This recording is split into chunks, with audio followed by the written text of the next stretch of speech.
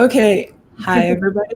My name is Juliana Xavier, and you might already know me from my channel. If you are new here, welcome. We are the currently two witches of the Writer Coven. We're actually a sandwich, and we're missing. Missing our filling. We're currently missing our filling, but it's okay. It's okay. We might have one more joining in soon. And the other one is actually too busy with school, but we'll talk a little bit more about that as we go. Well, we're going to do a mini introduction because even if you guys do know us from the Coven, it's kind of nice to get to know us again, especially if it's the first time that you're seeing us. And we're also going to talk about the Coven a little bit before talking about NaNoWriMo, which is coming up in a week, and how, well, we're going to talk about a couple of different things. We're going to talk about how we feel about NaNoWriMo, how we go about writing, if we don't, if we have troubles, if we have a bunch of different things. It's all good. We have all types of different experiences with it. And then we're also going to talk a little bit about how we prep. So I'm going to let Sarah introduce herself, and hopefully our second witch is going to join us soon. So Sarah, hi. Hi. So I'm Sarah, as Julie already said, and I mostly write young adult, fantasy, and paranormal. I also am accompanied right now by my black cat, so to really match the witch aesthetic. I care a lot about LGBT stories, so if you're on Instagram, I also just recently made a bookstagram, which is at Over the Reading Rainbow, and so that's mostly about LGBT books, but also I love like shows, movies, video games right now, so if you're interested in that, check me out there. And I actually have only done 2 official NaNoWriMos like in November, so I'm a little short of Julie's almost 10, which is pretty incredible. But I'm hopefully going to participate a little bit this year, but not the full, like starting from scratch 50,000 words, because I also have a lot of school. So much school. Actually, out of the 4 of us, I think only 2 of us aren't in school, or one of us, which would be me. Is Anna? I don't know. I mean, it would be nice if she was here to actually tell us, but she'll be here soon. It's okay. Yeah. So we're gonna, once she does come in, she will explain things about herself, but I will mention again that we do have a 4th witch, and Katie is currently not with us, but she did say good luck, and she is with us in spirit, of course. Lots of spirit and lots of magic, since we are all witches. And we do miss her. We really, really wish that she could be here, but school is really tough for her right now. So yeah, since Anna isn't here, I'm actually going to introduce myself just a little bit because of the writing side. And so my name is Juliana Xavier. I am the artist and also a writer of the Writer Coven. And I am the one who does all of the art for the Writer Coven. And my background is mostly with comic books. I have a BFA in sequential arts from SCAD University. And I have been a storyteller for all my life, I guess I could say. And yeah, it's been 10 NaNoWriMos now, 10. I mean, this is going to be my 10th, so I guess I can't say 10 just yet. You're going to get 10. I'll do it for you if I have to. And the cool thing is that, oh wait, we already have a question. She witched 2 or 3. Wait, are we talking about Anna, probably? Anna? Okay, so Anna would be witch number 2. Mm-hmm. That's what she would be. But yeah, and I'm number 4, as you can see. Because actually 4 is my favorite number, so that's what I wanted. My favorite number, because I think that you and Katie both chose based on that. I know, Katie was like, actually, can I have this number because it's my favorite? And I was like, yeah, go for it. I probably would have picked number 3, but I'll take number 1. Oh no, we're fighting. It's like we're fighting for colors and we're fighting for numbers. Right. This is not good. Yeah, because Julie and I also both love purple. So yeah, as you can see, so much purple.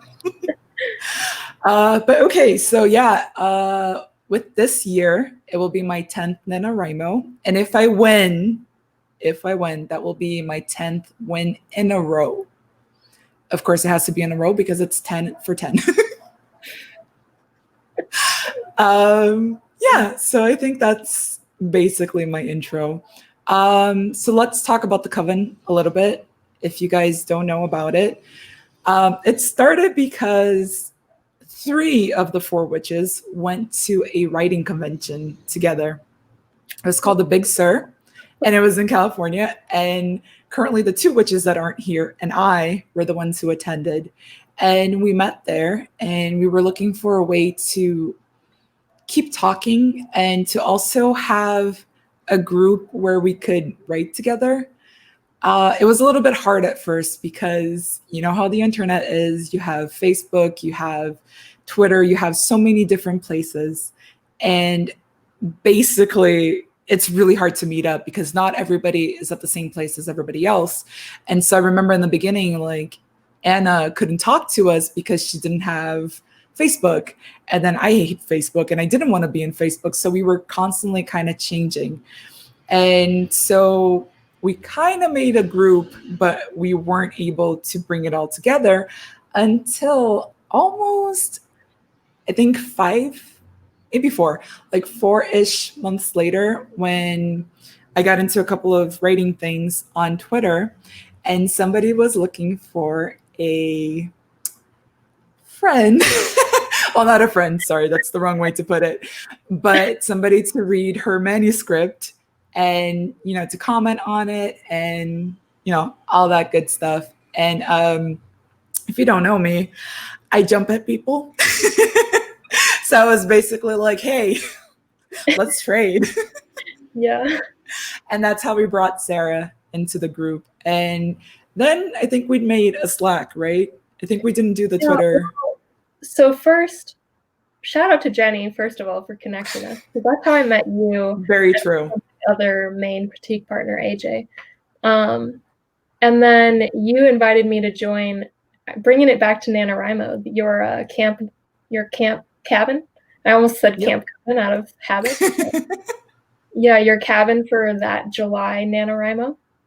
And so then I think we were talking in that chat for most of it because I was actually active during that one. And then after that, you invited me to join your Slack chat that I think you'd already made because that's what it's still called, Big Sur. And I still remember I joined. I think so, yeah. I didn't remember that. Still is. I still remember when I joined, I could still see some of the messages before, and it was just you guys saying how you liked me, and I was like, oh, I'm blushing. And that you were open to inviting me. So, and then it just became like the 4 of us, and it was, I guess, a couple months because then we started talking about actually the writer coven and like how to get involved on Twitter. And back then, that's when the Twitter hashtag games were like way more popular. I don't know if people still way more popular, such, but it was constant people doing those. So we were talking about like doing that and getting involved more, and that's how it was born. Yeah. And it's interesting because, you know, the way that we met you, because it's one thing when you meet in person, but it's another thing where you meet online and you click so well. And up to that point, we hadn't opened the group to anybody else. I mean, we had a couple of more people that we met at Big Sur, but most of them just kind of went their own way. There were a couple of success stories where people actually got, you know, published, and then it was silence from a couple of people. Other people we still kind of talk to, but in different places. And also, hi guys, thanks for joining us. Sarah, you can see the comments if you want on the side or that side. You know, I'm always lost on which side. Yeah. But yeah, like Sarah was saying, we basically decided that we wanted to make games for Twitter. And that's when, you know, like we actually took some time to write questions. And it's funny. I mean, you have 4 writers, but you're kind of sitting there and you're like, wait, what can we actually ask writers that is universal enough that you can kind of, you know, like ask a question, but anybody could answer? because things kind of depend if you're writing fantasy, which is my forte, or that word. If, like that's what I write, how can I answer a question that is maybe for contemporary or a different type of writing? So we took some time to actually try to figure that out to see, oh, we have a new witch joining us. All right, 3, 2, 1, and I actually counted that completely wrong. Hi, Anna. That was the Japanese way. I'm kidding. I have terrible lighting. It's okay. Oh, God. Better.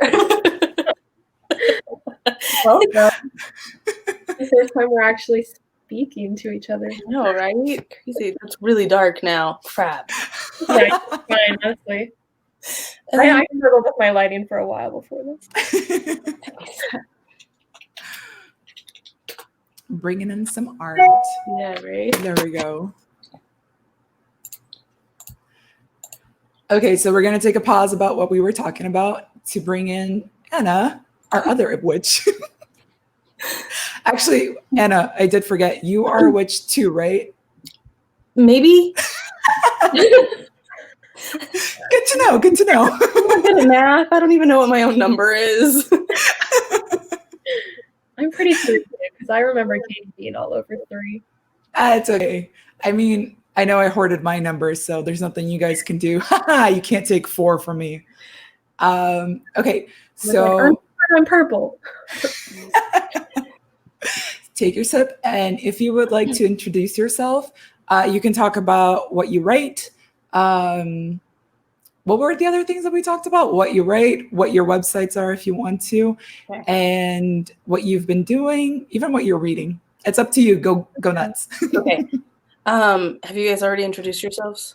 Yep. Shoot. Okay. As usual, I am late. Usually because I'm getting a cup of coffee. I'm Anna. I'm witch number 2, I guess. I live in Alaska, but I've lived all over. I grew up in Mississippi and Oklahoma. We lived in a tiny ski town in Colorado. I moved to Chicago for grad school. We moved to Portland to get out of Chicago.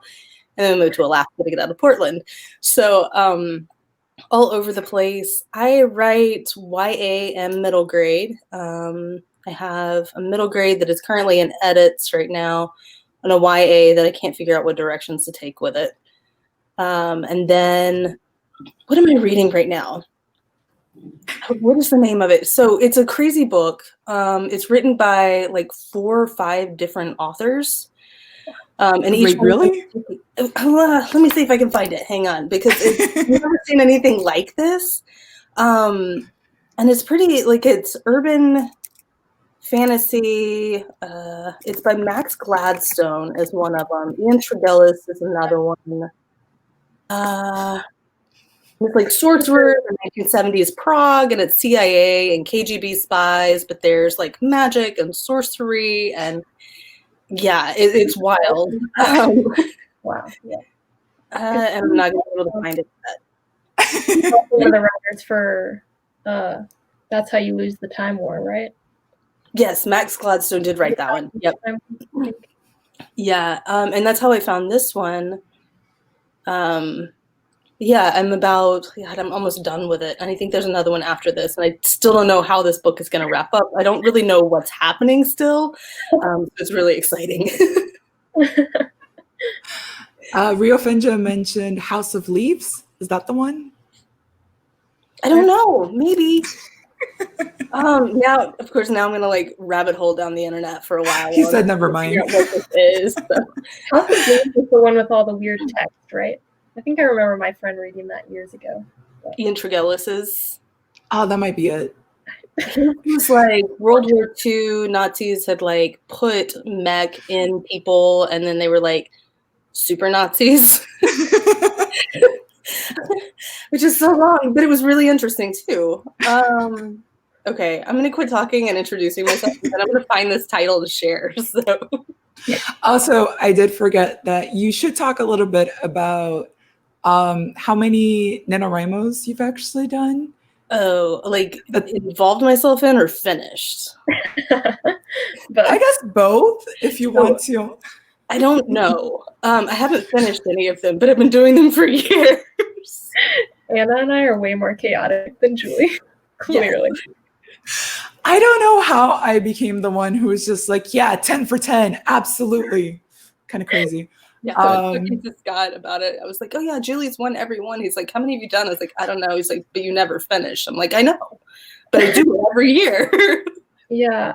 I've done 2 of the official November ones, and I won, but I've never, I think I already had good 10 to 20,000 words when I started. So I've never started from scratch and then written the 50. I mean, I still finished a draft, so it counts.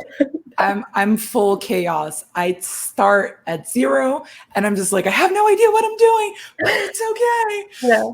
So that's And like then 10 different manuscripts you wrote, or did you do any of them like starting over, or? oh man. Okay. So the first year, actually no, I think out of the 10, about, oh my gosh. Wow. Okay. So I think 5 of them were like different stories of like just by themselves. And then one time, just once, I actually rewrote one of the scripts that I had done before on Nano. So like, I think it was my second year of Nano. I took that script and I wrote it again, but I wrote it like completely from 0, basically. I mean, I still had the same characters. I still had like the same story, but, and I will go more into this as we talk about it later, but it was just a completely different me. Like 10 years of writing is such a big difference. Yeah. It's incredible. And so after I rewrote that one, then I started writing that series. So for the past 3 years, I have been writing that series. And this year I'm going to write the 4th book. So yeah, pretty crazy. Thanks. Yeah. Okay, so now that we actually have everybody's introduction, we are going to talk a little bit more about Nano and our experiences. I know that because Anna just came in, like, kind of jumbled things a little bit, but we were talking about how we met. We were talking about why we came together, and we were basically talking about the games that we were doing on Twitter.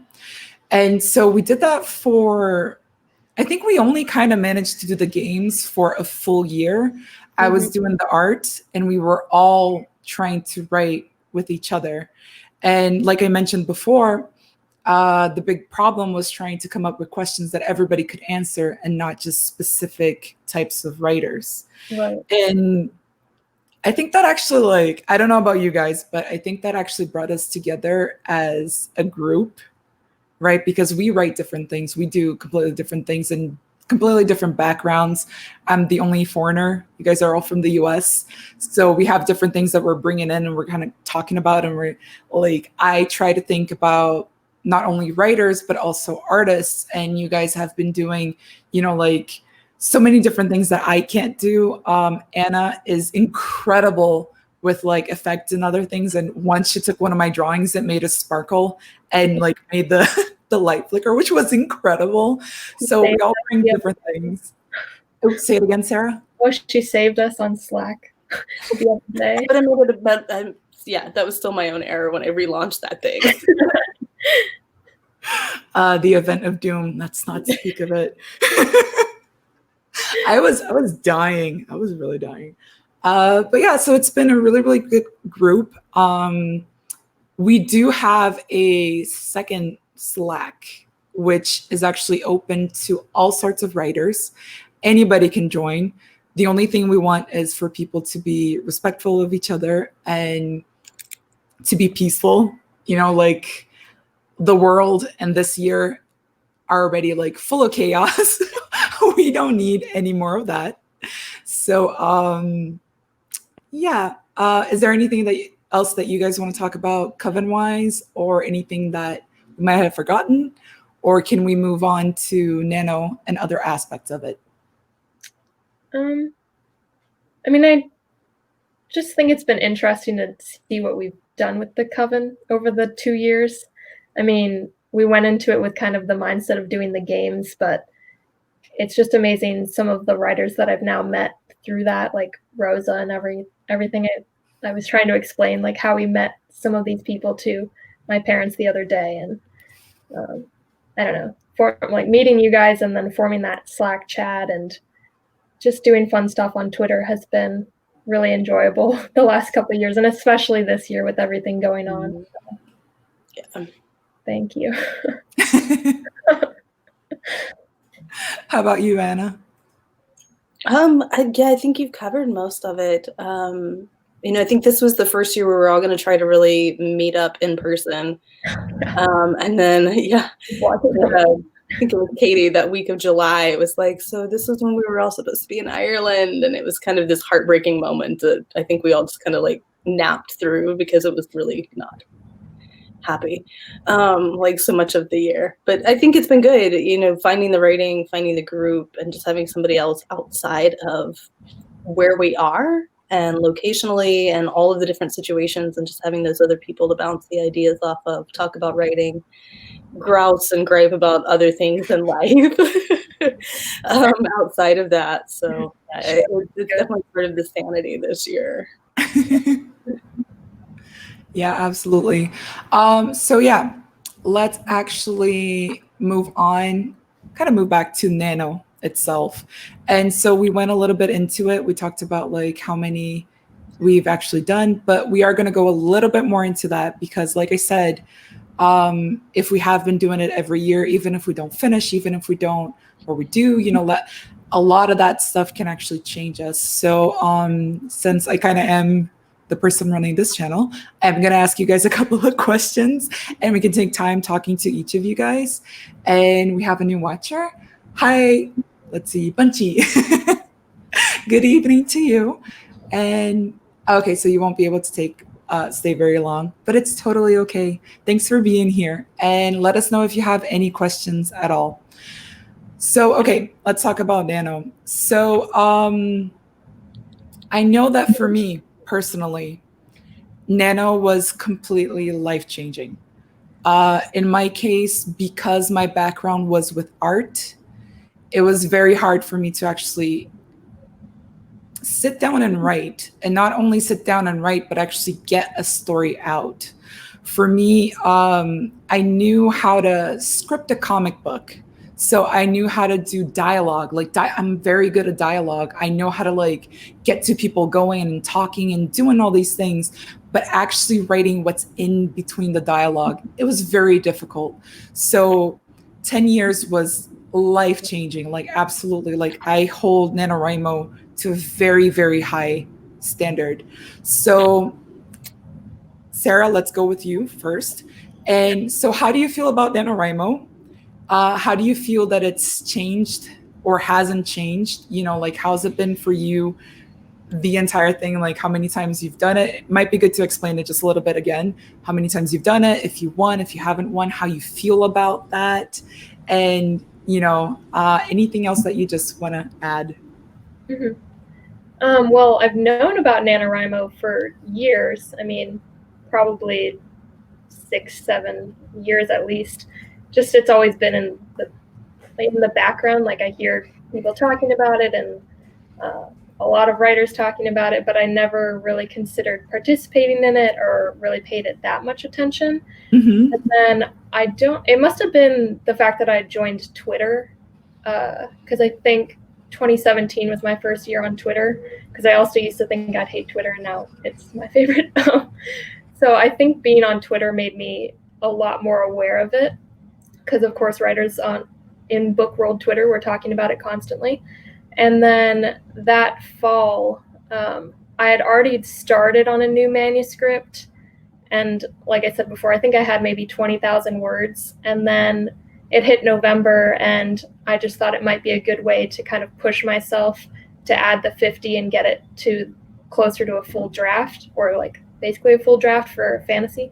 And so I think it was 3 days into November, I decided I was going to do it and just went full out. And it was really a nice month then, because I don't think I had as much to do work school-wise. And there was this really nice cafe near me that I only had gone to because one of the local nano groups was hosting like a write-in there. And then I went there a few other times because I really liked the cafe. And I even recently, I just keep thinking about that place because I miss it and want to go back. But pandemic. So that was my first year. So I wrote the full 50,000 and pretty much finished a draft of that book. And it was very nice and atmospheric. And then I don't think I did Camp NaNoWriMo in April, but then when I met Julie, I did it in that July. And I think then I was doing edits on that same manuscript that I'd written. And then I did Nano again the following November when Rev Pit was hosting that competition. And Julie, you did the competition, didn't you? You were part of that group? Actually, you, me, and Katie, the three of us did it. And we were in separate teams, and we were crying on like Twitter about being on separate teams. And we were just like, no, why can't we be together? And it was full drama. And we even had a hashtag, like, what was it? Star-crossed writers or something. Yeah, the drama was immense, and I miss it. Yeah, so the Rev Pit editors, I think this is how this went, they hosted a little competition for people who would write the most amount of words, and we were all split into different groups. And so I decided to do Nano again in order to do that. And again, I'd already started a manuscript, but I had a little less. It was maybe like 13,000 words, I don't know. And I did the 50,000 words, barely. And still don't have a full draft of that novel. And I think by that point, I'd already worked on this novel for like 2 camps and then maybe a 3rd camp after that. So I've still not finished it, but it was still nice to like work on that one again. And I think I remember less of like my first Nano was really me by myself. And then that second one, I mean, I was in this group, plus at this point I had met the writer coven, so I had them too. So that was kind of a different vibe there. And then since then, I wasn't able to do last year's because I had way too much going on. And then, which I think we're going to talk about why November is a terrible time for Nano.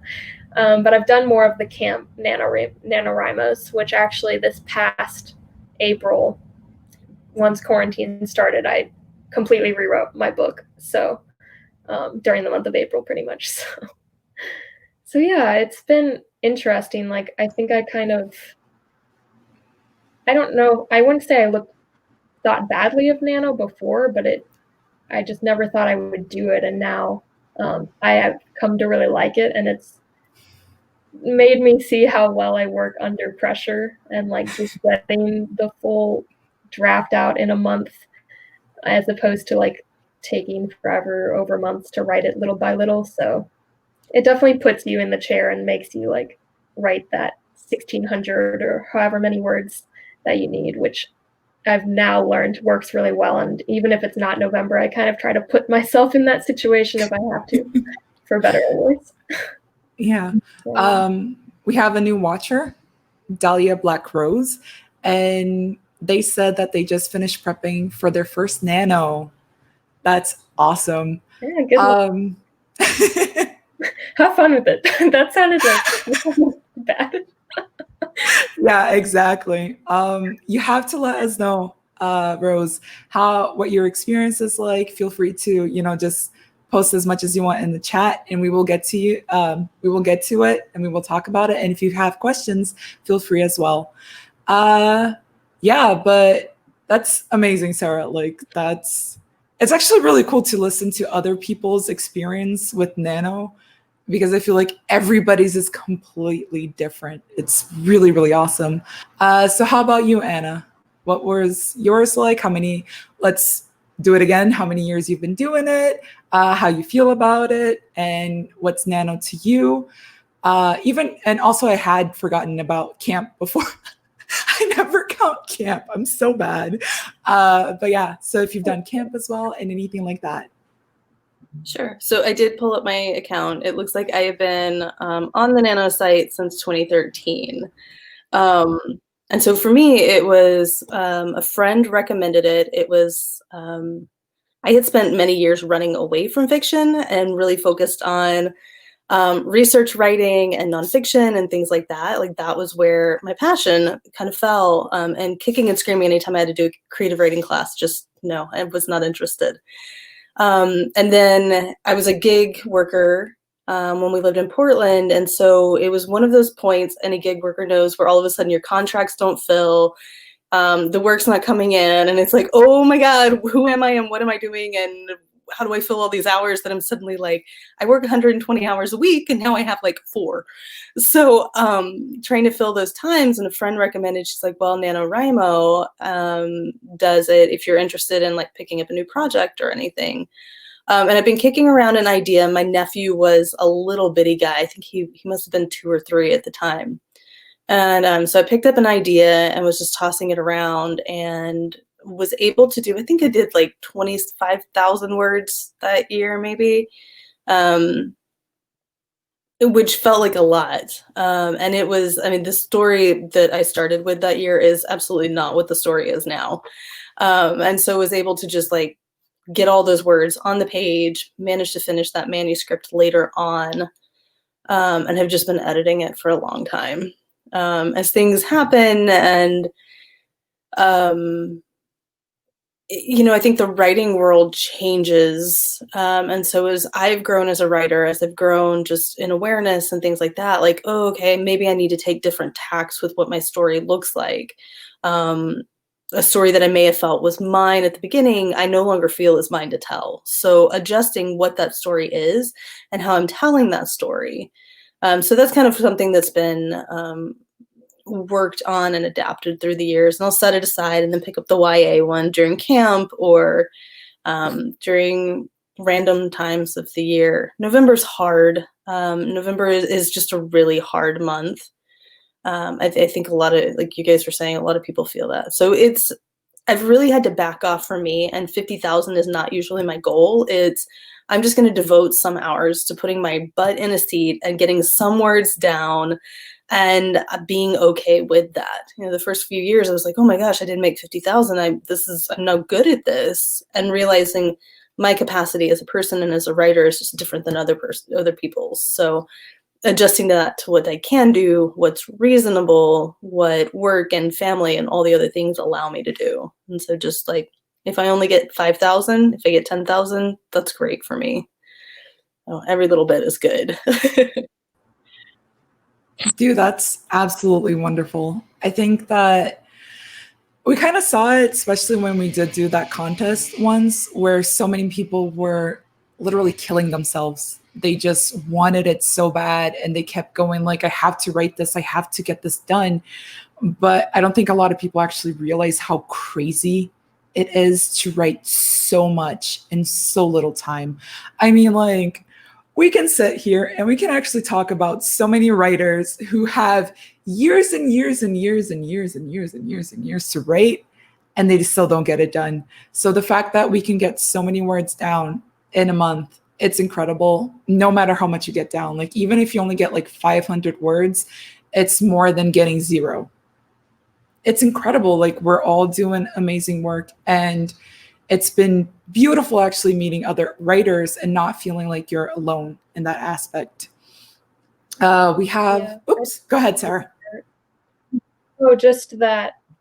I think what's so nice about the NaNo events, whether it's camp or November, is just that feeling that like other people are there writing, doing the same thing, the same very challenging thing.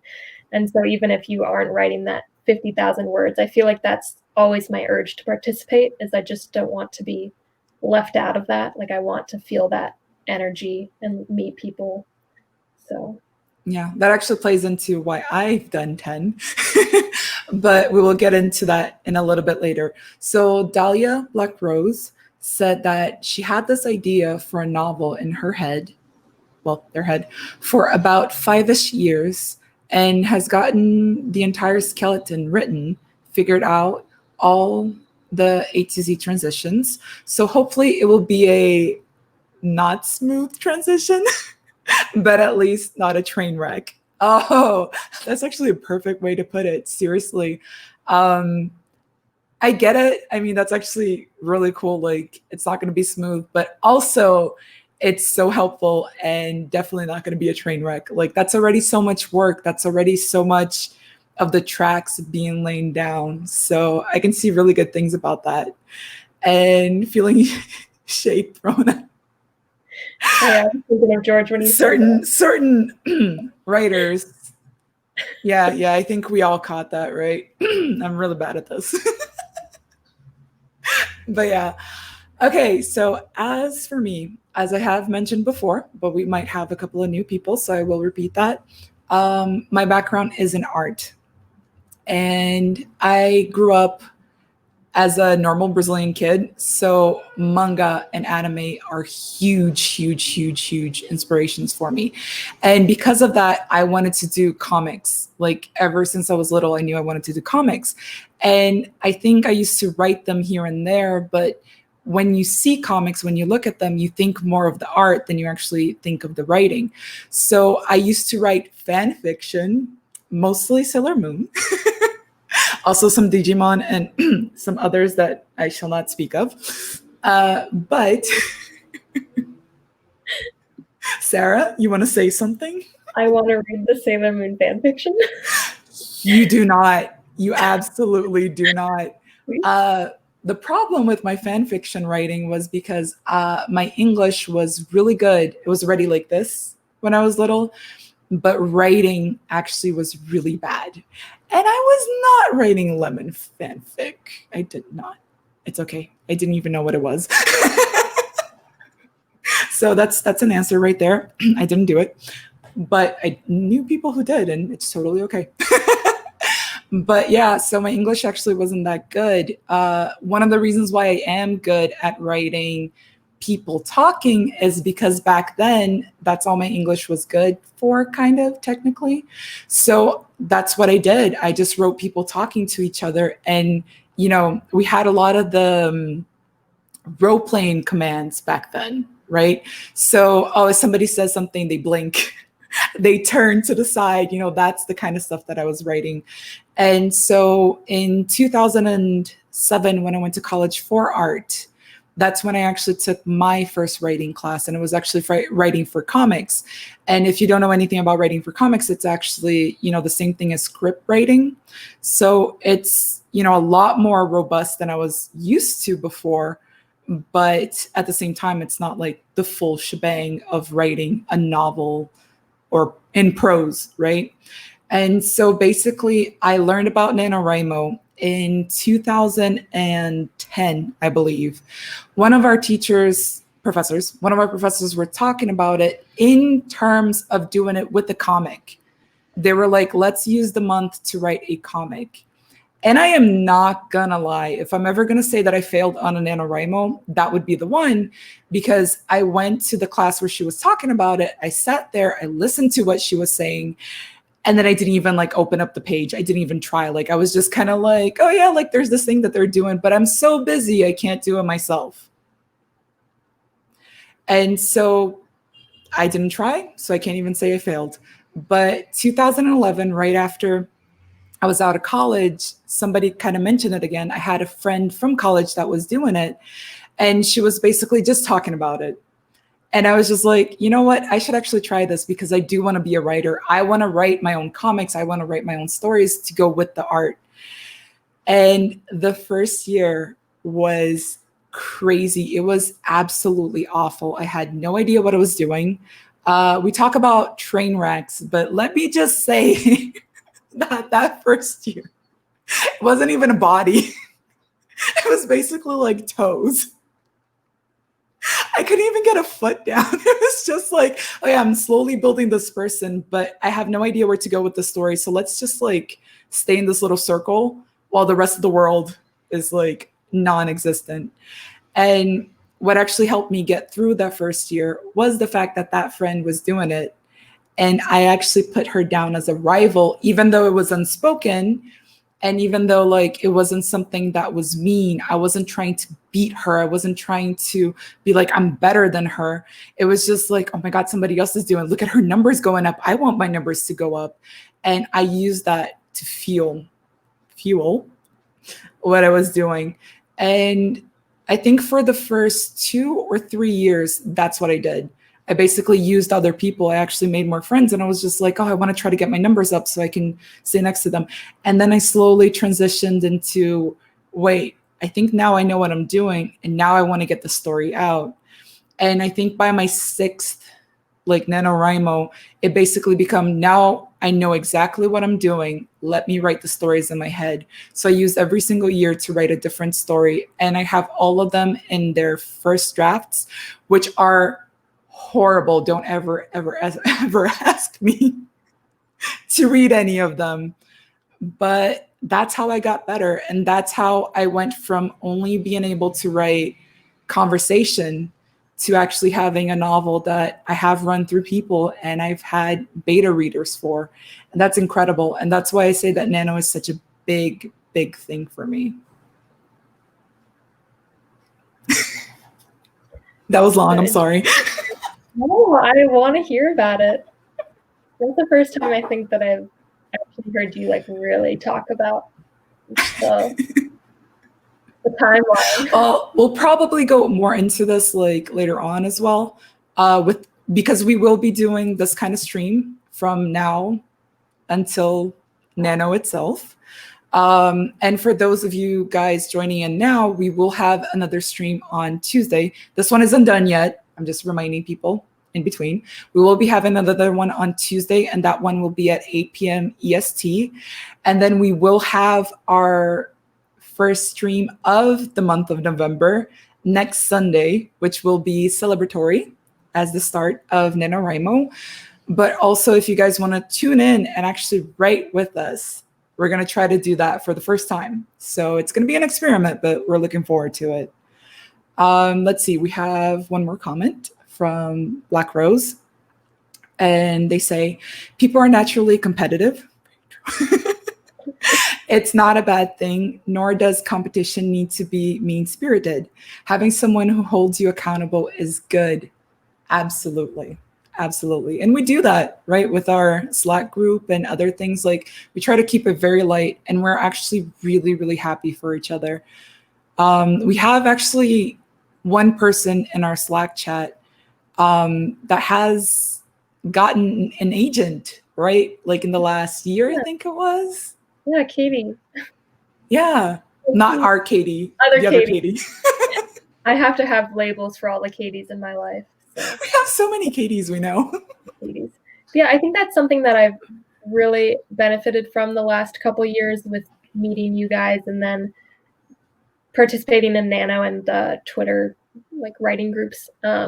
Is I used to get really toxic about other writers and feeling like, oh, if other people are writing, then that's somehow stepping on my toes.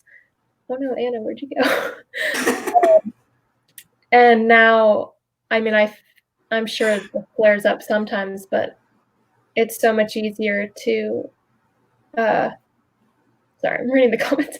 It's so much easier to just enjoy what other people are doing and be supportive of each other without feeling like somebody's success is somehow stopping my own.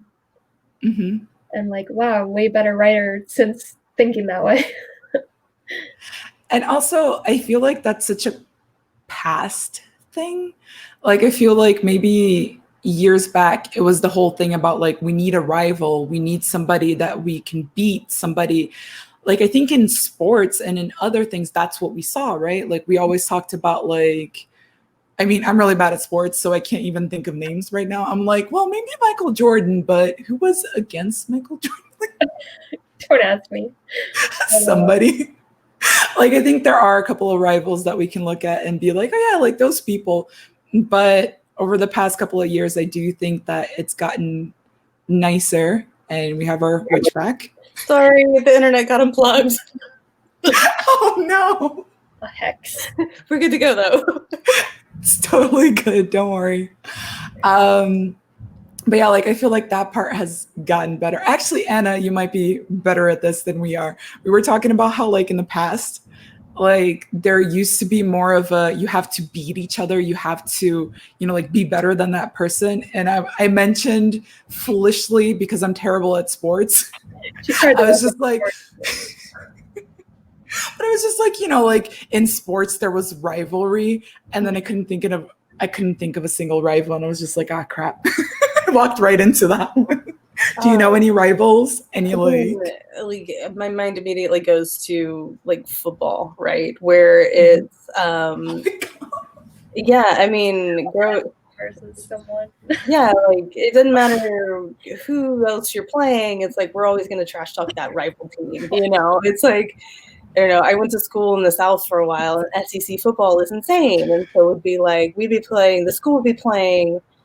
I went to Ole Miss, and so if we were playing Florida or anybody else, it'd be like, "Go to hell, MSU," you know. And it's like, but we're not even playing them. The 16 and they're like, "But it's a rival. It's a big rival." I'm like, "Oh yeah, it does not make sense." But cool, game, bad team, go bad. Yeah. Yeah. I feel so bad because I totally just failed as a Brazilian. I should have been like Pele and Maradona, and I was like, ah, crap. So many people are gonna use that against me. I'm sorry. But yeah, no, that's perfect. And I do think that we changed that like over the past couple of years. We don't talk about it anymore. Like I think that's one of the reasons why I love manga and anime. It's because they actually kind of transform the way that we talk about rivals, right? Like, you know, now there are so many books too about where your rival is also like your love interest. Oh, yeah. Not that we're getting into that with NaNoWriMo, but you know what we're talking about. Enemies to lovers. Enemies to lovers. Yeah. Let's see. We have one more comment. Johnson says, there's scripture from the Bible, I remember, constantly that says, iron sharpens iron. So I think working alongside someone else who works hard on their project gives you strength. Absolutely. Absolutely. Actually, that's a really, really pretty saying too. Really well said, like, all of that comment too. Great way to put competition in a positive light. Yeah. And also, Black Rose said, yes, Michael Jordan and his classic rival, Jordan Michael. Thank you. I'm so glad that I'm not the only one who sports ball and that. It's cool. All right. So yeah, I think it's really cool to talk about how we've all grown with it, how Nano has shaped all of us in different ways, but how nowadays we are so open to being there for each other. And, you know, like beautiful friendships have come from like every single one of these things. And like Anna actually mentioned before, we four witches, Katie, who is here in spirit, we were actually looking forward to trying to do a trip together. And I was going to Ireland on a different trip, but we were all going to try to meet up. And that didn't happen due to the pandemic.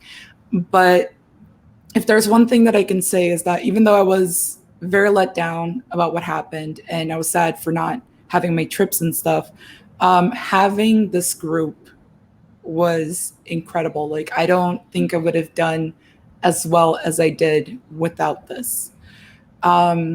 So yeah, it's really important. And one day in the future, we will talk more about this, like why it's so important to have your group, to have your people, and why it's actually not that hard to find them, you know, that kind of stuff. But now I think, what else did we say that we wanted to talk about before we actually go into prep work? I had ideas while you were talking. I should have written them down.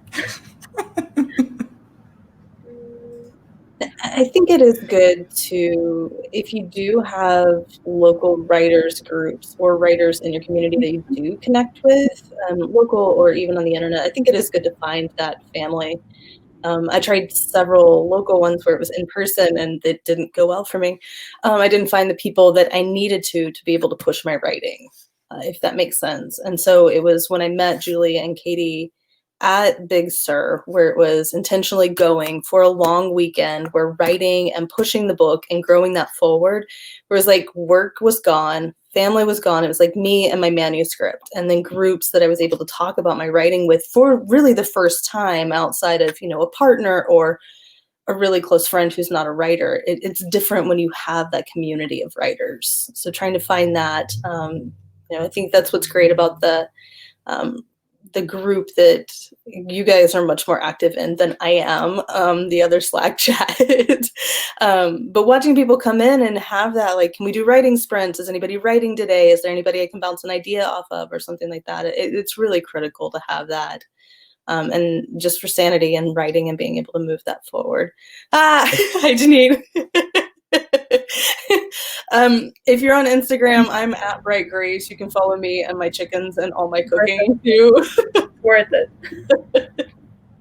Her chickens all have amazing names and personalities. Yeah, and they hate the snow. They're not into the snow right now. Oh, and Anna does live in Alaska, so so much snow. Lots of snow. Yeah. Oh man. Also, if you guys didn't notice, like I put the background together like before we did this. So every time we have to show it, I'm like, crap, I didn't finish the art. I'm sorry. But yeah, that's the life of being the artist in a writer's group. I'm always rushing to get like stuff done in between writing. Frozen chicken. I'm glad that the chickens actually, since we are talking about pets, Sarah, do you want to show us your kitty again? Oh yeah, I had to give her her own chair because she took mine. Ooh, look. We can barely see her. It's black fluff. Black blob. A black blob. And then you just see like little whoop. Yeah.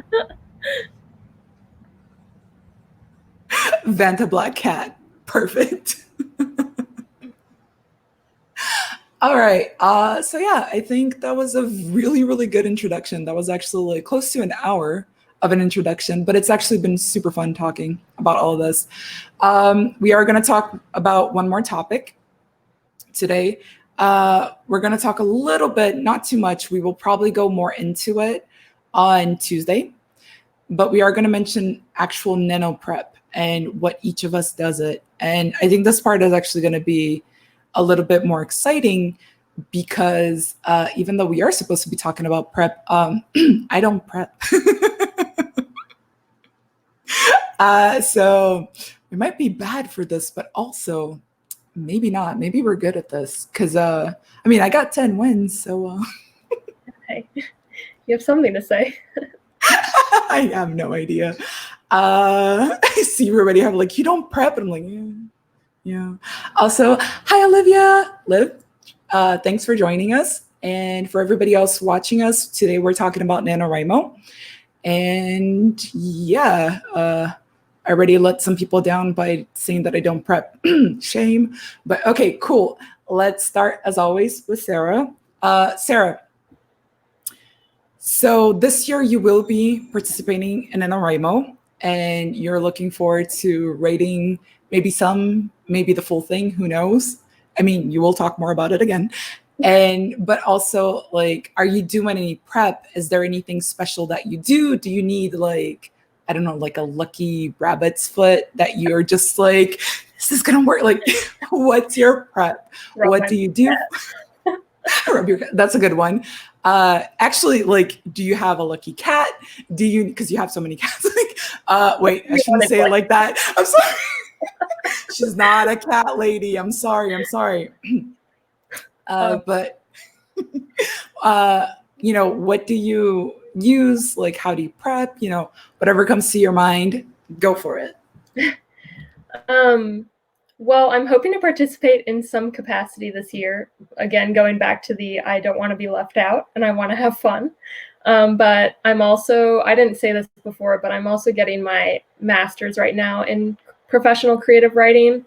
So my classes don't end until November 20th right now. So I'm also working on a TV pilot and a novella for those classes. because of that, I will probably be doing a mixture of writing for November. I'm hoping, if I can't write 50,000 words, I'm at least hoping to try to write like consistently every day.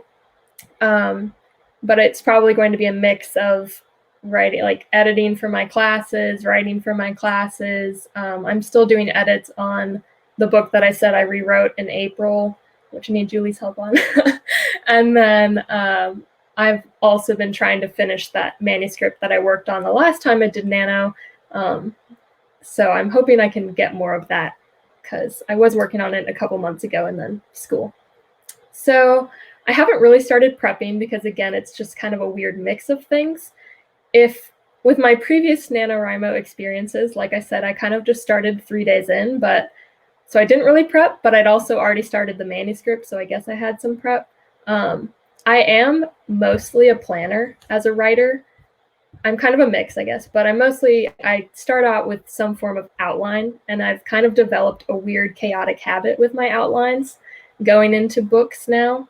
So what I'll do is, if I'm first coming up with the concept, I'll make, like, I think of it as a thought map, where I just write down random words and like link them together. Or I usually think of character and concept first. So characters come pretty easily to me. Plot does not. So I spend a lot of time working on world building. I have a journal here somewhere that I write out like all this information about the world to try to think about what sort of social and political, because mostly fantasy is what I write. So coming up with a new world, thinking about like social and political situations, which to me can help spark conflicts. And then I think about the character and like what the character wants, all of which is to hopefully get me to come up with a plot, because that's where I've suffered before. And so now since writing manuscripts and editing and getting feedback, I'm trying to work more on establishing a plot before I actually go in and write a manuscript. So hence a lot of outlining before. But I also think that it's easy to fall into a trap if you've outlined a lot, of feeling trapped in that outline or feeling trapped by like what you've come up with, which I think some of the pantsers say like that's why they don't like outlining.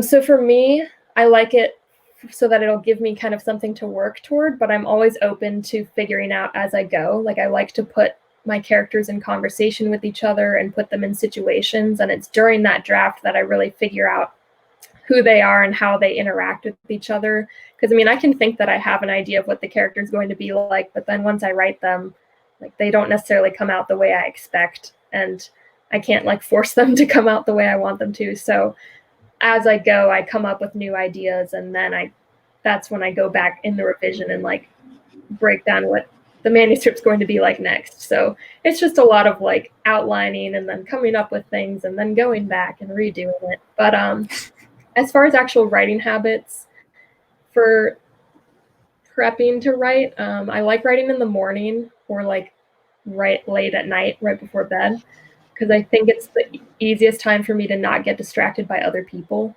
It's probably the main reason, honestly, because if I get up, other people aren't texting me and stuff in the morning. And it's really helped me to light a candle when I write, or we've talked about this in some of my classes, that sometimes if you mentally like establish a space, whether that's just putting a little tapestry over your desk or something that sets apart your space that you're in all the time for doing the different activity. And so for me, that's lighting a candle, or sometimes I'll make tea or play like gentle music.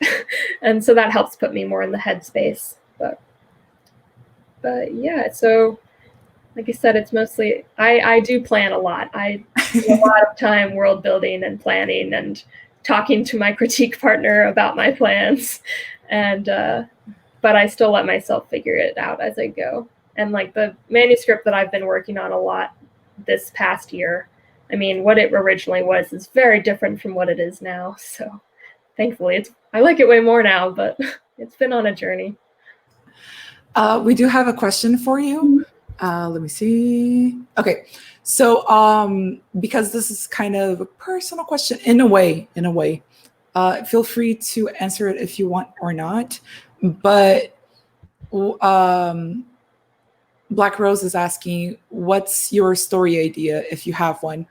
And again, some people feel like it's a personal thing, like if they don't want to answer, at least like because this will be on YouTube later and it does stay up, like maybe it might be, you know, it's up to you. You can say as much as you want to, as little as you want to. It's totally okay. Yeah. So the story that I'm wanting to finally finish the draft of is thematically about witches. And so that one's about a witch who's in this competition of witches, but then somebody's trying to sabotage the competition and she gets enlisted in order to find that saboteur and stop them. So that's like the baseline premise. But like I said, I tend to struggle with plot. So I've been really, and this book, I want to have intricate plot and twists and stuff. So that's partially why it's taken me so long, because like with the other book that I talked about, I originally wrote that draft in a month and just like went crazy with it. And this one, I cannot just write whatever I want, yada, yada, and then try to fix it. Like, I don't think it'll work out. But so I've spent a lot more time really trying to break down what's going to happen and reworking it. And so I had written probably over half of it. And then now I've gone back and started at the beginning, and I rewrote the first 5 chapters, I think. And I was sending them chapter by chapter to my girlfriend, who really wants me to write this book as some sort of motivation. But then I got busy again, so she probably hates me now. No, she doesn't. No, she loves you. But yeah, it's about witches, so. And I like it. But now I also have this other idea at the back of my head that keeps trying to take over. And I'm not letting it. But the problem is, like I said, character comes first for me and romance comes first for me. I really like romance. And so if I, yeah, Janine, if I wait too long to come up with the plot, then my brain will just fill the entire book with romance. So I'm trying to not work on it yet, but I'm also a little worried about what will happen if I don't work on it. I think I'm okay with the whole thing being filled with romance. Yeah, just write that. I don't just write romance. Yeah, I'm good with it. We all want it. Give us a All romance. Actually, even the chat wants it. Even the chat's like, yay, romance. Every time I get feedback on my current book that I've been working on, it's like, well, the romance kind of takes over, but like it's fine. Let's see. We have Liv said, how do you approach creative burnout, creative sustainability? There we go. Because your university work is filled with writing as well. Here's something that I want to say though. Do we want to tackle this question this time, or do we want to leave it for another time? Because we will have more videos where we will be talking about burnout. We will be talking about different things. But since her question is about your university life, if you do want to answer it, go for it. I'll answer it a little bit, and then I think that's a great topic that we can discuss in more depth later on. But yeah, this was something I was thinking about a couple weeks ago, because I was kind of hitting that point. Because I spent a lot of I work for Disney. I'm no longer in quarantine. But when I spent a lot of that time writing, and then I was also doing school. And now both of my classes I'm in are pretty intensive about writing. And it's been hard because I want to work on my manuscripts, but I can't really focus on those when I'm also trying to come up with ideas for these school projects. And plus, like, the state of the world is hard right now, to say the least. But I saw this, I think it was a comic, I'll have to find it and share it later, that was talking about creativity, like breathing, and like how eventually you run out of breath, like letting it all out. And then you have to like take a moment to like breathe it in again and like do other things to take it in. And one of the things that I do is, if I can't write anymore, I'll do something else. Like one of my big ones is Sims. I like to play The Sims. And that's a good way for me to do something that's creative, because I get to like make characters and build houses and tell stories, but it's less intensive and less requiring my effort and energy and writing something good because it's just playing around on a game. So that's a good way for me to kind of be creative and like refill that reservoir of creativity. But yeah, you also have to take breaks. Like I think it can be a lot of pressure to feel like you have to write nonstop every day. Like I do think that trying to write regularly every day is very helpful for me as a writer, but also there's the fine line of like, if you don't feel like writing, like truly don't, and it's not just like writer's block, don't force yourself to sit there and stare at the screen and agonize over it, because it'll just create this negative mentality. So, play a video game, read a book, go walk outside. I think those are the best ways that I can use to take a break and rejuvenate and then get back into it. Because if you're not excited about it, it won't come out very well. Yeah, absolutely. Liv has said the concept of creating as being like the breath is very compelling. And yeah, and also I do think I know what comic you're talking about. I think it was like on The Onion recently. I don't know. I'll have to find it. AJ sent it to me. So. All right. So Anna, or do we have any more questions for Sarah? Or is it okay? Again, we will be doing more videos about, this kind of talk. We will be talking about many, many things, including burnout. Yeah, that's a great topic to. Yeah, we're going to be here with you guys, not only for Nano Prep, which is, this time in October, but we will also be here for November itself. So there's a lot we can talk about. So let's move on. Anna, same thing with you. Sure. So I think as Sarah's talking, I'm kind of realizing this year has upended a lot of my processes in general. So for me, what has been really helpful is I can't outline on the computer. I try, and I've never been able to do it well, even from when I was like a kid, and they'd be like, outline this paper for English class or whatever. It never worked for me. I would just kind of wrote it off as like, well, I'm just a total pantser. What it takes for me is realizing how my outline process actually works. And it actually took grad school when I'm having to map out like a really crazy research project with multiple chapters and things like that. It's like, how do you keep all these things straight? How do you also get yourself off the computer where you're basically like living and breathing, and this is your entire existence, is this tiny little screen? So one of the things that I do, and as I'm side-eyeing them, I've stuffed them under this couch next to me when pandemic hit and I started working at home, is that I don't have the space that I had before this where I used to work and write. And so I get these big sticky Post-its from like Office Depot or somewhere like that. And then I have all these multiple packs of Post-it notes. And so I map out the story on these giant Post-its. So it's like, yes, right. I could show you one of them if you want to see it. I have to dig it out, but you can see, unfortunately, they don't stick that well. So it's like tons of electrical tape, like sticking it to the paint, and then they fall off and I lose the tiny stickies. So it's not only big stickies and little stickies, but now it's like rolls of tape involved. But it helps me really visualize, and I keep them up on my walls usually to help remind me like, hey, you have this ongoing story, you have this thing, and it keeps it really present. It keeps it very visual for me, and I can move my stickies around. I can throw them away.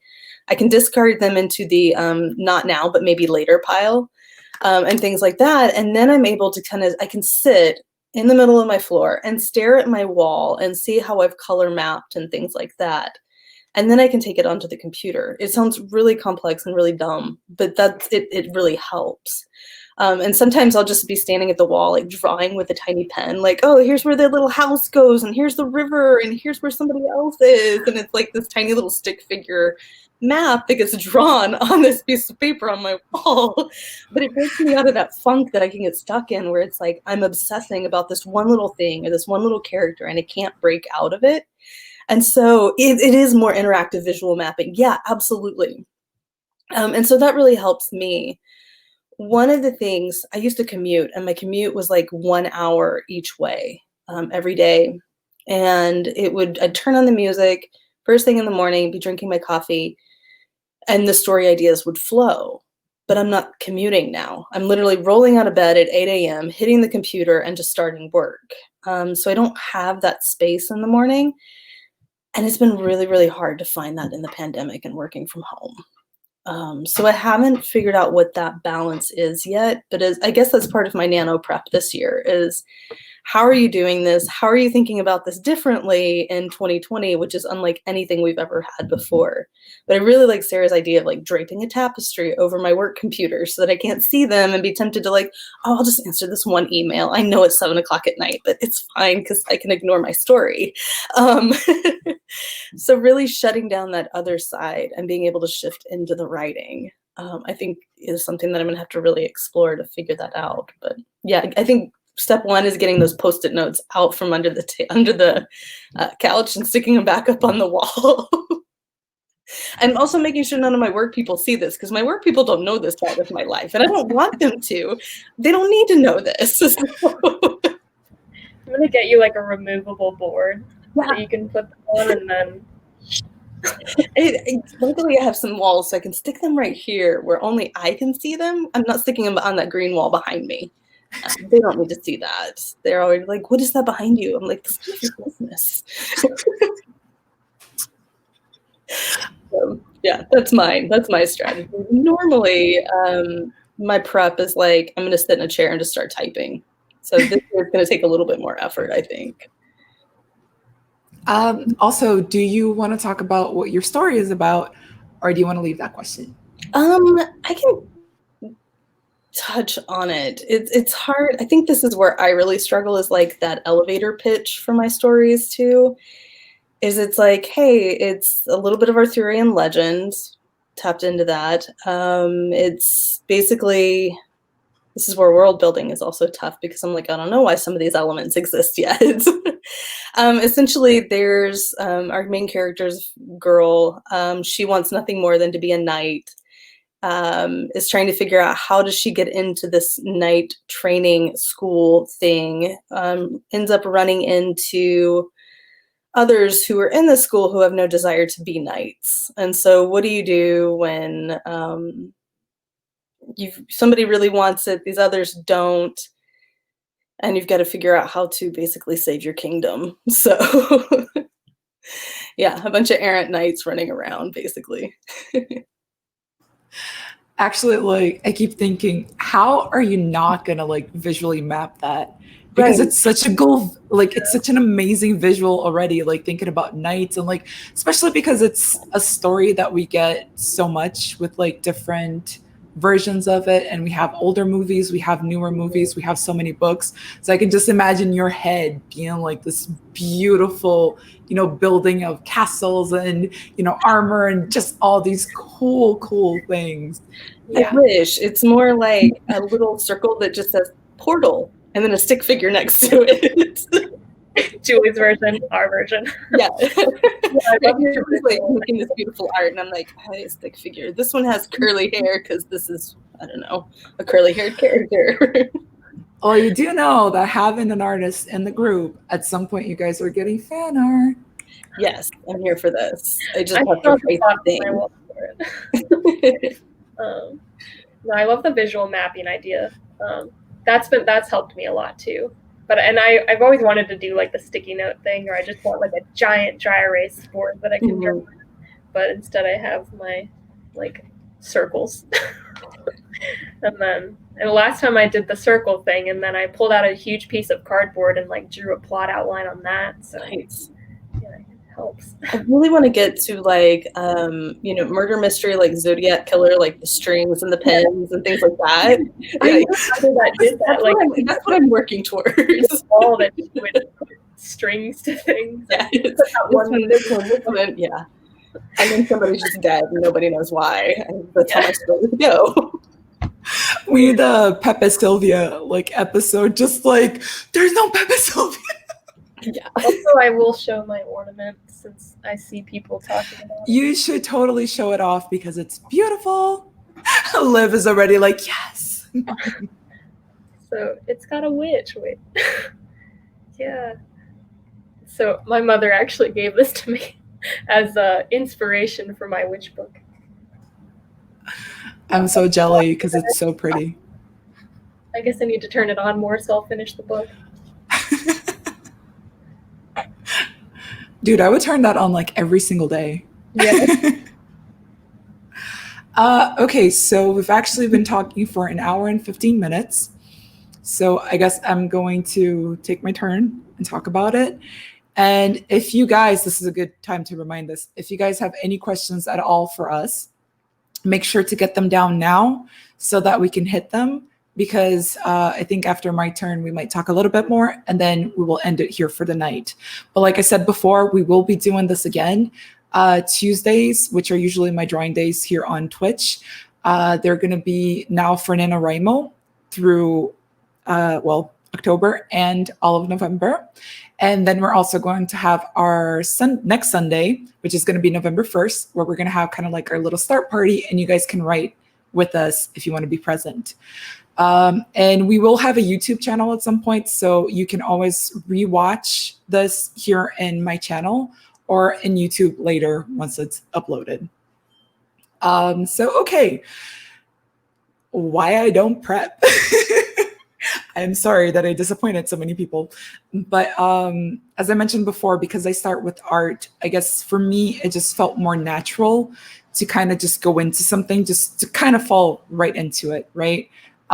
Even though if I'm going to draw a comic book or if I'm going to draw some art, I do start by sketching, and, you know, like I do different layers of it. With writing, it was one of those things where it's like you either do it or you don't do it. That's how my life used to be. It used to be all or nothing. So I never prepped because I was one of those people that kind of had it in my head. And I was just kind of like, oh no, I know my idea. I know it so well that I can just sit down and write it. But I had never written before. So I think the first 4 years of NaNoWriMo for me were literally figuring out that I didn't know how to write, that I knew a story, but I didn't know enough detail to actually keep it going. So again, it's one thing for you to have the dialogue, for you to have those characters falling in love and saying sweet things to each other. But it's another thing for you to, how do they get from, hi, I just met you, here's my number, call me later, whatever. I don't actually even know the lyrics to that song, and it would probably get copyrighted. Anyway, how do you do that, right? So for me, it was very much about like the first 4 years, I had no idea what I was doing. I was just sitting there and I was basically like, I have to type, or I'm going to lose. But slowly I started kind of getting into it, and I found myself learning how to get to point A, B, and C, even to Z. And then what ended up happening was that I heard from a lot of people that for Nano, they never write the same story. They always write a new story. And at first I was just like, you know what, that's going to be my goal. Every single year I'm going to write a new story, which is why, you know, like the first 8 years, I think I said it was, I wrote a new story every year. But it got to the point where I saw that I got better as a writer. So I could finally be like, you know what, I want to be published one day. I want to get an agent. I want to do the full shebang. So I should definitely try getting this to the next level. And that's where I was like, okay, one of the stories that I want to write is a series. And unfortunately, I don't know if it's a comic book thing because I saw it a lot in college, but we tend to be people who want to write more than one, you know, volume, right? We want to have a comic book series. We don't want to have, you know, that one graphic novel. Actually, graphic novels are getting way more popular nowadays. While I was in college, everybody wanted to have like, you know, like their Dragon Ball, which like is, I don't know, like 40 volumes or something. And so it was actually a lot harder for me to be like, wait, I have to bring this back and be like, if I can write one book first, then we can think about the rest. And so the biggest difference for me was that when I got to rewriting the story that I'm working on now, which is a series, it was the first time that I saw that I did have to prep. But the problem is that I actually had to prep an entire world. I actually had to prep an entire row of characters and like so many more things. And Anna, I know that you were saying that you sound like a crazy person because of your visual mapping and stuff like that, but this is beautiful having the three of us and Katie. But Sarah you and I, like, we're literally a sandwich. Like, Sarah is very much, the writer. You are kind of stepping into the visual map. And then you have me, which is like, I want to draw these characters and I want to draw what they're going to be wearing. And I want to draw like their facial expressions. And like, I want to draw every single thing. And then when you tell me, no, but you have to write that. And I'm like, I kind of don't want to. So it ended up happening that my prepping is actually more done through art. It's not so much done through writing. Now, it doesn't mean that I don't do it through writing. I actually have Scrivener. And once I found Scrivener, my life was over with, because I have a wall of different things that I have on Scrivener. So if you want to know what my character is allergic to, I know. If you want to know like what's the history with that one, nation, I know. Like, I know all these things, but the prepping for that has been done outside of Nano. That's the time where I'm like, oh, you know what? I can write this, I can write that. But Nano itself for me is literally sit down and write that story. So I think that's the best way that I can explain why I don't actually prep. I guess it's because I prep during the rest of the year with different parts, with different things. And Anna and I are actually very different in so many different levels. And I love that. I really, really do. Because for her, like, it was her morning commute. It was her morning time. And that's what she was doing. And for me, it's literally, I can't sleep. So I'm going to sit here with my phone and I'm going to type out like a bunch of stupid ideas. And I'm going to keep going and going and going. And then I'm not going to get more sleep because, you know what? I'm just up. So that's kind of what my journey, my prepping, non-prepping, like, that's kind of how I would explain it about myself. I don't think it's a bad thing. I don't think that it's something that like makes me any better or any worse than anybody else. Being an artist is just like a really, really big part of me. And I never wanted to let go of that. I was very worried for a time in my life, thinking that I was actually going to leave art behind so I could do writing. And what I ended up finding out is that I actually have what I like to call a writer brain and an artist brain. And sometimes all I want to do is sit down and draw. And other times all I want to do is sit down and write. And sometimes they're at odds with each other and they hate each other. But over the years, I've actually been getting them together as rivals and maybe love interests. And that's why I'm back to planning not only books, but also comic books and children's books and just anything where I can marry the two and kind of be happy. And it's been wonderful. It's been really cool. And I'm really, really happy with my journey. And I think that, prepping or no prepping, I do it in some way and others, and it's fine. We all have our different ways. And the question that we did have before is, what is our stories about? So my story is actually about a little girl delivering letters during time of war, and it's set in a fantasy world. And so, like I mentioned, there's a lot of prepping because I do need, to know the different places, the different people, the different aspects, all this stuff. But it's good because also so much of it is kind of based on my life in a way, because of my moving around and having letters be the only way that I could communicate with friends as I moved around and that kind of stuff. So it comes from a really big place in my heart. And it's special. And I'll probably even be using like Twitch for drawing some of the concept art for it. So it's exciting. There's a lot, of stuff coming. But yeah.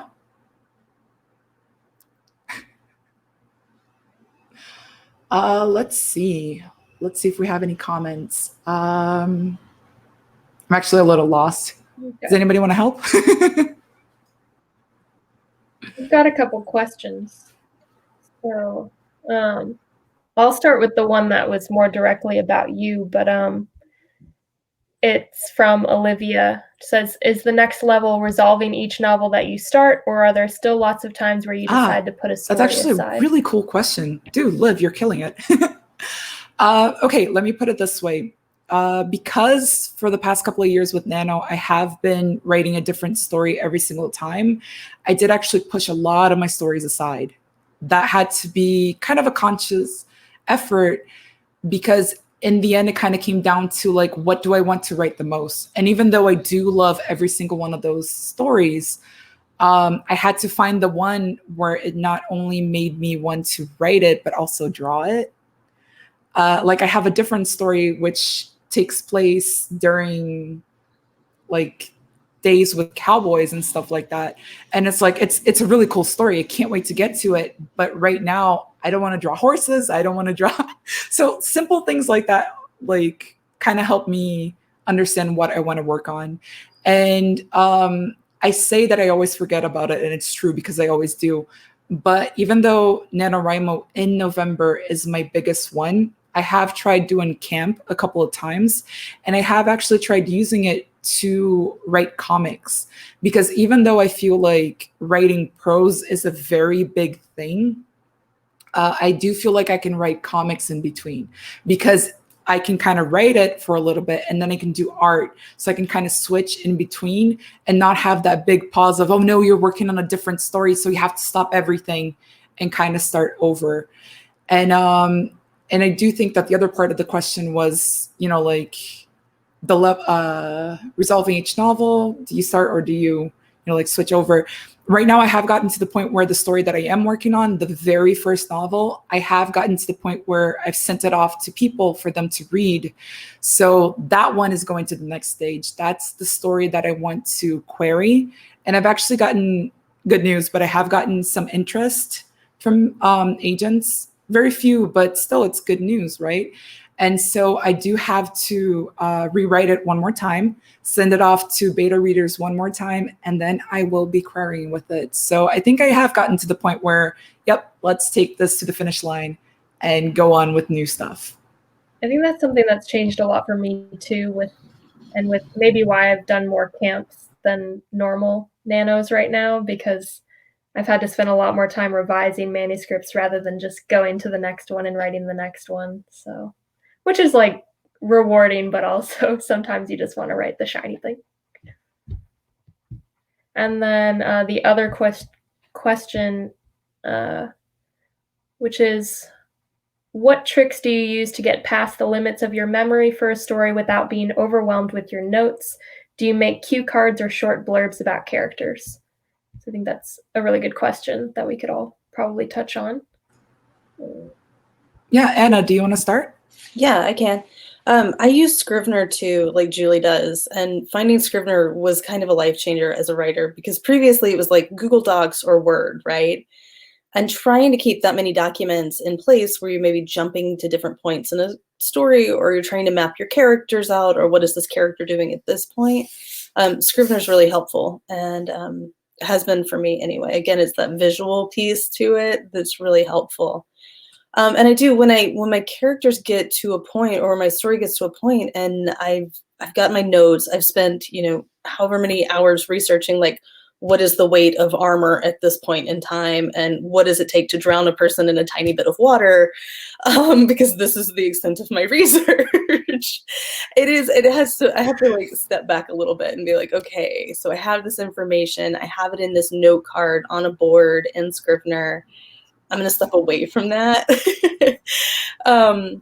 But I can also, each one of my characters has a different tab. And as I'm writing my characters and developing my characters, I'm also pulling visuals from the internet. So pictures that I run across or things like that, I can keep it all in Scrivener for me. I tried Pinterest, but Pinterest was one more thing I had to go out to. And so for me, I can just copy these images right in on those boards and then write around my characters. And so that is good. Yeah, it does turn into a bit of a rabbit hole. So I really like that idea. And then as you get into the story and you end up going through the whole kill your darlings phase of the writing, I don't delete those characters. I just retire them to like an archive folder of things I want for later on. Sometimes too, without being overwhelmed with the notes, I carry a notebook around all the time with me. And that's my, when I'm not at the computer or when I need time away from the computer, I can pull out that notebook and jot down quick notes, or use audio on my phone. When I was commuting, a lot of times the notes that I was taking on my commute as they would come to me would be audio notes on my phone. And they're crazy and jumbled. So it would take me, once I got safely stopped at the parking lot, taking those audio notes, putting them into this notebook so that I'm rewriting them that way. And then once I got home that night, translating that into the story and watching it even change over the course of a day was pretty interesting. But yes, Scrivener helps me keep all those pieces straight. And then I can create a whole new tab and just say, here's this brain dump of this idea. That one doesn't work, archive that, move on to whatever I need to, just to get to that like tiny little one sentence that brain dump distills down to a lot of times. Actually, I will say something about like actually doing voice notes. The first thing is that like, oh man, like in public, I don't think I'd be able to do that. But also a second thing, I'm terrified of them because I actually, when we were at Big Sur, I did a few and my phone broke later on. And I thought that the phone would actually back up literally everything, including that type of, you know, like voice notes. And I lost all of them. Yeah. So I guess one of the biggest reminders is if you do it like that, back up, back up, back up. Yeah. And that's why, I mean, immediately it's like I get that thing done and then it's downloaded into this notebook because it's, yeah, I mean, I could lose the thing. It could fall in a bucket of water randomly. I don't know. I could run over it with my car and then it's just gone. I've lost too many hard drives at this point to know that technology isn't going, like technology will fail me when I most need it. So sometimes it's just handy to have that paper and pen notebook around. So, yeah. Audio is just to get me when I'm in the car to keep other drivers safe. That's it. Perfect. Yeah. Sarah, do you want to go? Yeah, I have actually not used Scrivener, which I think is funny that I'm like the planner that hasn't used Scrivener, and then you guys are like Scrivener. I've considered it because I know you guys talk about it, but because instead I just have journals and Pinterest and notes on my phone and stuff everywhere. But what I do is like I have those places where I write out like all of the ideas, but then I always end up with the one bullet pointed outline that I use while I'm actually writing. And so that's the quicker way for me to like just look at something that's more simple. And I usually like highlight them as I go. So there's usually a bullet point for each chapter. And then when I write the chapter, I like highlight it to say that I've done that. It's a little reward. But that's an easy thing for me to look at to remember what comes next and like what do I need to aim for. So what needs to happen in this chapter. And then if I really need to remember some sort of world building technique or something, then I can go back to the journal. But it can definitely get away from you, like especially this witch book that I've been working on. I mean, I keep leaving it and coming back to it, and I'll read my notes and not remember ever writing it or coming up with that idea or having any clue where I was going with it. And then I kind of have to decide if I'm going to keep it or do something else. So it can get overwhelming, but I think those little like a simplified outline or, you know, the visual sticky note thing can help simplify it a bit. Yeah, absolutely. I think it probably sounds like we were all paid by Scrivener to talk about. We were not. I wish. Well, for anybody who's actually new to NaNoWriMo in its entirety, if you win NaNoWriMo, or even if you don't win, they are sponsored by Scrivener. So it's one of the reasons why so many of us do know of Scrivener. And if you win, you get a 50% off coupon to buy it. And by the way, it's actually not that expensive. So like, even if you bought it full price, it's incredible. For the first couple of years that I did Nano, I was actually like all over the place. Like I said, I didn't really know how to prep or do anything like that. So I basically wrote it down everywhere. And I do have let me see if I have it here with me. Maybe I can get it. No, I can't. It's too far away. I do have a notebook which it had the most beautiful cover, and I was just like, this notebook will be sacred and I will write all my ideas in there. And I think I wrote like 5 pages and then I never touched it again because the cover was so pretty that I didn't want to ruin it, which is also the story of my life when it comes to sketchbooks. But I do have 1,000 of them. But so it happened that it used to be all over the place. Once I got my like a smartphone, like one of the better smartphones, then I did start using the Notes app to actually write it down. But the problem is that like you would look at my Notes app and it would be like 1,000 different notes, and I never got it out of my phone. I never actually like went back to read them, and actually got to a point where it was just like, wait, what is this? And then like sometimes you have like a grocery list, and then like followed by like a story blurb, followed by like character names that might be cool. Just like it was a mess. So I think it was during my 5th year when I did Nano and I won it, and they were just like, try out all of these things, and they do give you like a month trial. So I was just like, you know what, I'm gonna try this because my other friend mentioned it, and at that time there was only one person I knew that used it, and I freaking fell in love. I was just like, holy crap, this is the best thing, because it basically lets you do, if you're into organizing, it lets you do folders within folders, and it lets you like put cute little icons. And so if you're into all that, and if you actually like making things pretty, like that's how it works. But I will tell you this now, it took me, out of the 10 years, that's going to be this year, right? So out of that, I think like for 7 years, it was just a bunch of random notes. So it was just as bad as my phone. I think what happened was 3 years ago, my computer died, and I almost lost every single book that I had written. And that was a big, big shock. And so that was the time when I was just like, you know what, I'm actually going to sit down and I'm going to like make this pretty. So now for my fantasy series, I have this beautiful Scrivener that has everything like in the right place, and I have everything separate. And I can actually show you guys a photo of what it looks like on the side, like not the actual writing, but just like the folders and everything. Cause like, I'm really proud of it. Like I totally am. And I have been thinking about this for a little while now. And for people who are getting into it and don't know how to, like, especially for people who are writing fantasy, like if you don't know where to start, if you don't know, like actually having templates can help. And so one of the things that I thought about doing in the future was like, hey, you know what? Like now that I made this all pretty, maybe I can share it with people and maybe people can use it. And that's the cool thing about Scrivener, because it's not an expensive tool, but also there's so many people who help each other.